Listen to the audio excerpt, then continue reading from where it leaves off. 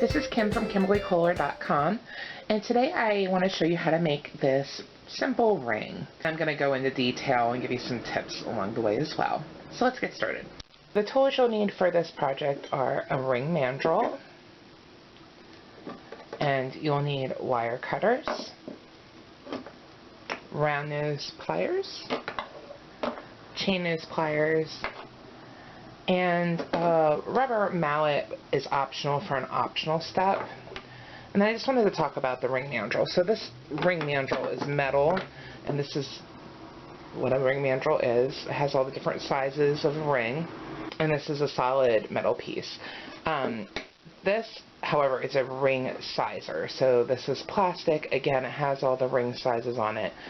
Either item will actually work for this project. I had this ring sizer and used it for years without a ring mandrel. The only difference is on a ring mandrel, metal, sometimes they're wood, you can actually hammer on it. You cannot do that on a ring sizer.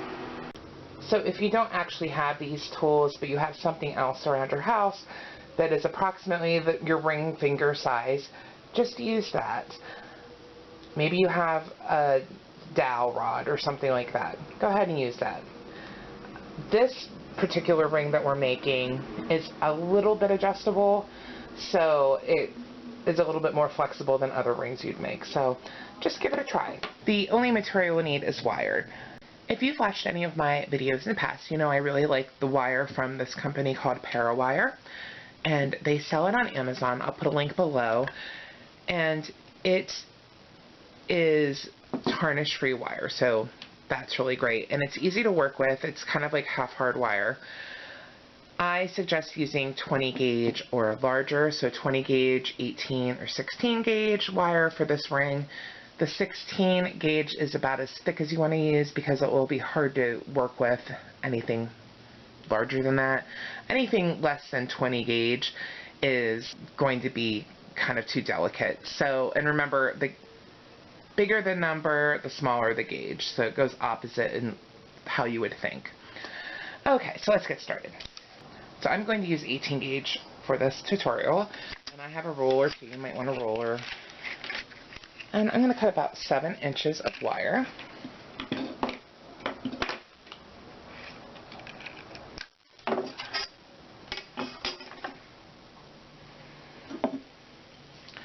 And then on your ring mandrel, you're going to start wrapping the wire around. I suggest starting about a size smaller than the ring you're trying to make. So if you were trying to make a size 9, for example, start wrapping around 8 on your ring mandrel. So I'm going to wrap around twice. So in the back, there'll be 2 wires showing. In the front, 3. And then I just like to try to pull it a little bit tighter. So I'm making a size 9, so I'm going to go to the size 8 and just pull on each side to make it a little bit tighter. Now we're going to take it off the ring mandrel. And then we're just going to cut off some excess wire here. So basically I'm going to hold the wire just like this, and we're going to cut it like even if where the loop is. Let me show you again. So over here, see where the loop kind of goes right there?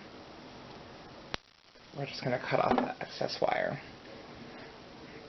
And I wanted to remind you to make a flush cut, so use the back side of the wire cutter toward the work, and it will make a nice straight flush cut.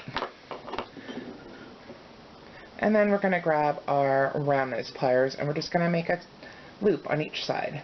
So I'm going to loop out. So if you look at the example, kind of this way, the loops are going out. So I'm going to hold this in my round nose pliers, the end of the wire. Oops, I have it backwards actually, because we're going to go away from us. You want the wire to be at the top of the pliers, but not poking through. And then you're just going to twist your wrist around, go as far as you can go, and then readjust and complete the loop. So you have a loop there, and you'll notice that my loop is a little kind of twisted in. I'm just going to take my chain nose pliers and make it flat out that way. And then we're just going to repeat on this side. So hold the wire. I actually think we could trim a little bit more off of this side. A tiny bit.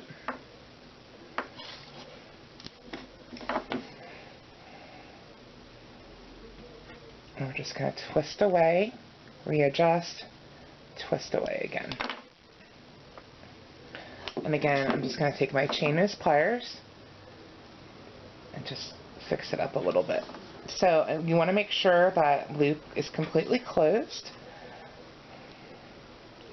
and then it's kind of flat this way, so it lays on your finger nicely. So I'm just going to put it back on here, and just readjust it.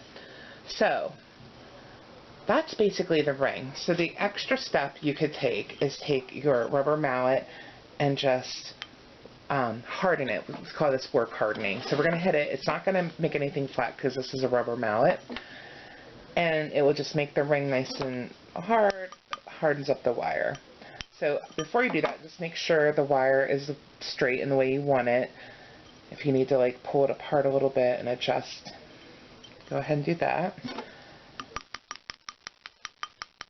And then you just can hammer it.